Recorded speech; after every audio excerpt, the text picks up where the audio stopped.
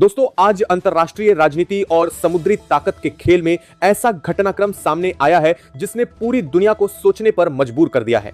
यह कोई सामान्य खबर नहीं है, यह एक ऐसा संकेत है जिसे नजरअंदाज करना अब किसी भी बड़ी शक्ति के लिए आसान नहीं होगा। समुद्र के उस हिस्से में जहां हर हरकत पर नजर रखी जाती है और जहां छोटी सी चूक भी बड़े टकराव में बदल सकती है, वहां भारत ने एक ऐसा कदम उठाया जिसने साफ कर दिया कि अब उसकी रणनीति बदल चुकी है।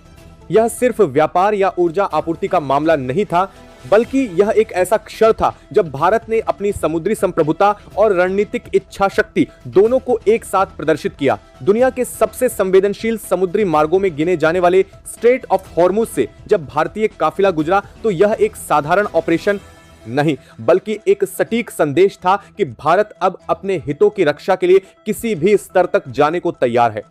इस पूरे मिशन में सबसे अहम भूमिका निभाई भारत के दो शक्तिशाली विमान वाहक पोतों आईएनएस विक्रांत और आईएनएस विक्रमादित्य ने। इन दोनों की मौजूदगी ने पूरे इलाके का सामरिक संतुलन बदल दिया। यह सिर्फ सुरक्षा कवच नहीं था, बल्कि यह एक चलता फिरता संदेश था कि भारत अब सिर्फ प्रतिक्रिया देने वाला देश नहीं रहा, बल्कि पहल करने की स्थिति में आ चुका है। जैसे ही 6 बड़े ऑयल टैंकर और 3 गैस टैंकरों का यह काफिला इस संकरे मार्ग में प्रवेश करता है, हर दिशा से निगाहें उसी पर टिक जाती हैं। समुद्र शांत दिखाई देता है, लेकिन भीतर ही भीतर एक अदृश्य तनाव पनप रहा होता है। यह वह क्षण था जहां हर निर्णय बेहद सोच समझकर लेना जरूरी था, क्योंकि एक छोटी सी गलती पूरे क्षेत्र को अस्थिर कर सकती थी। जैसे ही भारतीय काफिला आगे बढ़ा, क्षेत्रीय ताकतों की गतिविधियां तेज हो गईं। आसमान में निगरानी ड्रोन सक्रिय हो गए और समुद्र की सतह पर तेज रफ्तार नौकाएं भारतीय जहाजों के आसपास घूमने लगीं। यह एक तरह का मनोवैज्ञानिक दबाव था जिसका उद्देश्य भारतीय मिशन की प्रतिक्रिया को परखना था। लेकिन यहीं पर भारतीय नौसेना ने अपना असली खेल दिखाया। बिना किसी आक्रामक प्रतिक्रिया के पूरी पेशेवर शांति के साथ भारतीय युद्धपोतों ने अपनी पोजीशन मजबूत की और एक मल्टीलेयर सुरक्षा घेरा तैयार कर लिया। हर संभावित खतरे पर नजर रखी जा रही थी, हर सिग्नल को मॉनिटर किया जा रहा था और हर गतिविधि का जवाब देने की तैयारी पूरी थी। यह वह स्थिति थी जहां हथियार खामोश थे, लेकिन रणनीति पूरी तरह सक्रिय थी। अगर इस पूरे घटनाक्रम के दौरान सबसे बड़ी बात यह रही कि भारत ने संयम और शक्ति दोनों का संतुलन बनाए रखा। एक तरफ वह अपने काफिले की सुरक्षा सुनिश्चित कर रहा था और दूसरी तरफ यह भी दिखा रहा था कि वह किसी भी दबाव में आने वाला नहीं है। यह केवल समुद्र में चल रहा ऑपरेशन नहीं था, बल्कि यह एक बड़ा रणनीतिक संदेश था कि भारत अब अपने ऊर्जा मार्गों की सुरक्षा को लेकर पूरी तरह गंभीर है और इसके लिए वह किसी भी स्तर पर तैयारी रखने को तैयार है। अंतरराष्ट्रीय समुद्री कानूनों के दायरे में रहते हुए जिस तरह से यह मिशन संचालित किया गया, उसने यह साबित कर दिया कि भारत न केवल ताकत रखता है, बल्कि उसे इस्तेमाल करने की समझ भी रखता है। लेकिन इस कहानी का सबसे महत्वपूर्ण मोड़ तब आया जब यह साफ हुआ कि यह सिर्फ एक दिशा से आने वाला दबाव नहीं था। जिस समय पूरी दुनिया की नजरें हार्मोस पर टिकी हुई थीं, उसी समय दूसरी तरफ से भी हलचल की खबरें सामने आने लगी। यह एक सोची समझी रणनीति का हिस्सा लग रहा था, जिसमें भारत को एक साथ 2 मोर्चों पर उलझाने की कोशिश की जा रही थी। लेकिन यहां भी भारत ने जिस तरह से अपनी तैयारी और खुफिया क्षमता का इस्तेमाल किया, उसने इस पूरे खेल को बदल दिया। ये साफ हो गया कि भारत अब केवल प्रतिक्रिया देने वाला देश नहीं, बल्कि हर चाल का पहले से अंदाजा लगाने वाला खिलाड़ी बन चुका है। इस पूरे घटनाक्रम ने यह संदेश बहुत स्पष्ट कर दिया है कि आने वाले समय में समुद्री शक्ति ही वैश्विक राजनीति की दिशा तय करने वाली है और भारत इस खेल में अब पीछे नहीं रहने वाला। यह सिर्फ एक मिशन नहीं था, बल्कि यह एक शुरुआत थी उस नए दौर की, जहां भारत अपने हितों की रक्षा के लिए न सिर्फ तैयार है, बल्कि पूरी ताकत के साथ मैदान में उतर चुका है। विक्रमादित्य के मार्ग में बाधा डालने के लिए कुछ सामरिक बिसात बिछाई जा रही थी। यह एक सोची समझी घेराबंदी थी। दुनिया की नजरें ईरान और इजराइल के संघर्ष पर टिकी थीं और इसी का फायदा उठाकर भारत को 2 फ्रंट यानी 2 तरफा दबाव में लाने की कोशिश की गई। पाकिस्तानी नौसेना ने अपने विशेष दस्ते को उन रास्तों पर तैनात करना शुरू किया जहां से भारतीय बेड़ा गुजरने वाला था। मकसद साफ था, भारत का ध्यान हॉर्मुज से हटाकर उसे अपनी ही सीमाओं के पास उलझा देना। दुश्मन को लगा था कि भारत हॉर्मुज में उलझकर अपनी बाकी सुरक्षा व्यवस्था को ढीला कर देगा, मगर वे भूल गए कि यह आज का नया भारत है जो एक साथ कई मोर्चों पर प्रहार करने की क्षमता रखता है। जैसे ही ग्वादर के पास इस साजिश की गंध मिली, नई दिल्ली के साउथ ब्लॉक से आदेश जारी हुए। भारतीय वायुसेना के राफेल और सुखोई 30 MKI को हाई अलर्ट पर डाल दिया गया। बागडोगरा और हाशिमारा जैसे रणनीतिक एयरबेस से उड़ने वाले भारतीय विमानों ने एक स्पष्ट संदेश दे दिया, अगर किसी ने भी भारतीय बेड़े के साथ छेड़खानी करने की कोशिश की तो उसका परिणाम सिर्फ समुद्र तक सीमित नहीं रहेगा। यह भारत की रक्षा से प्रहार की नीति का एक जीवंत उदाहरण था। एक तरफ होर्मुज में विक्रांत की गर्जना और दूसरी तरफ हिंद महासागर में विक्रमादित्य का दबदबा। भारत ने इस टू फ्रंट चक्रव्यूह को मिनटों में ध्वस्त कर दिया। दोस्तों, आगे बढ़ने से पहले मैं आपसे एक बहुत जरूरी बात पूछना चाहता हूं। जब समंदर में हमारे दुश्मन दो तरफ से घेराबंदी कर रहे थे, तब हमारे जांबाज नौसैनिक अपनी जान की परवाह किए बिना उस चक्रव्यूह को तोड़ने के लिए डटे हुए थे। क्या आपको नहीं लगता कि उनके साहस और भारत के इस करारे जवाब के लिए इस वीडियो पर एक लाइक तो बनता है? यह सिर्फ एक वीडियो नहीं है, ये आज के सशक्त भारत की आवाज है। अगर आप भी चाहते हैं कि ऐसी सच्ची और देश हित की खबरें दुनिया तक पहुंचती रहें, तो अभी इस चैनल को सब्सक्राइब कीजिए और बेल आइकन दबाइए, क्योंकि जब आप जुड़ते हैं तो हमारी आवाज और भी बुलंद होती है। और हां, कमेंट बॉक्स में उन ताकतों को अपनी एकता का संदेश देने के लिए पूरी ताकत के साथ लिखिए भारत माता की जय। देखते हैं आज कितने सच्चे हिंदुस्तानी इस वीडियो पर अपनी मौजूदगी दर्ज कराते हैं। चलिए अब वापस चलते हैं उस रोमांचक मोड़ पर जहां ईरान को भारत की असली ताकत का अंदाजा होने वाला था। होर्मुज की लहरों पर जो तनाव पिछले कई घंटों से बना हुआ था, वह अब एक निर्णायक मोड़ पर पहुंच चुका था। जब ईरान के रिवॉल्यूशनरी गार्ड्स इरेगेसे ने देखा कि भारतीय नौसेना के दोनों एयरक्राफ्ट कैरियर विक्रांत और विक्रमादित्य किसी भी चुनौती का सामना करने के लिए अभेद्य दीवार की तरह डटे हैं, तो उनके तेवर ढीले पड़ने लगे। यह सिर्फ सैन्य ताकत की जीत नहीं थी, बल्कि यह जीत थी उस कूटनीति की जो पर्दे के पीछे बेहद खामोशी से अपना काम कर रही थी। जैसे ही समुद्र में स्टैंड ऑफ की स्थिति बनी, नई दिल्ली की बैक चैनल डिप्लोमेसी ने तुरंत काम करना शुरू कर दिया। भारत ने एक बहुत ही स्पष्ट संदेश तेहरान तक पहुंचाया कि भारत और ईरान के ऐतिहासिक संबंध बहुत गहरे हैं, लेकिन अपने नागरिकों और ऊर्जा सुरक्षा के साथ कोई भी समझौता भारत की रेड लाइन है। इस संदेश के साथ ही भारतीय नौसेना के फॉर्मेशन ने यह साबित कर दिया कि भारत अब केवल कूटनीति पर निर्भर नहीं है, बल्कि अपनी रक्षा खुद करने का सामर्थ्य भी रखता है। धीरे धीरे ईरानी गतिविधियों में कमी आने लगी, उनके निगरानी ड्रोन वापस लौटने लगे और रेडियो फ्रीक्वेंसी पर होने वाली वह उत्तेजक बातचीत भी शांत हो गई। यह वह क्षण था जब अंतर्राष्ट्रीय समुदाय को यह एहसास हुआ कि दक्षिण एशिया की यह महाशक्ति अब अपनी सीमाओं से बाहर निकलकर अपने हितों की रक्षा करने का दम रखती है। ईरान का पीछे हटना इस बात की तस्दीक था कि वह भारत के साथ सीधा सैन्य टकराव मोल लेने के पक्ष में बिल्कुल नहीं था, लेकिन यह जीत अधूरी थी बिना उन 34 भारतीयों की सुरक्षा के जो इन तनावपूर्ण परिस्थितियों के बीच फंसे हुए थे। इस पूरे पावर प्ले का असली मकसद सिर्फ जहाजों को रास्ता दिलाना नहीं, बल्कि ईरान को यह समझाना था कि भारतीय नागरिकों की सुरक्षा सर्वोपरि है। जैसे जैसे भारतीय टैंकर होर्मुज के सबसे खतरनाक मुहाने को पार कर सुरक्षित समुद्र में पहुंचने लगे, वैसे वैसे नई दिल्ली के साउथ ब्लॉक में राहत की लहर दौड़ने लगी। जब होर्मुज की लहरों पर भारत और ईरान के बीच शह और मात का खेल चल रहा था, ठीक उसी समय दुनिया की नजरें एक और बड़े घटनाक्रम पर टिकी थीं। यह घटनाक्रम था रूस के राष्ट्रपति व्लादिमीर पुतिन का।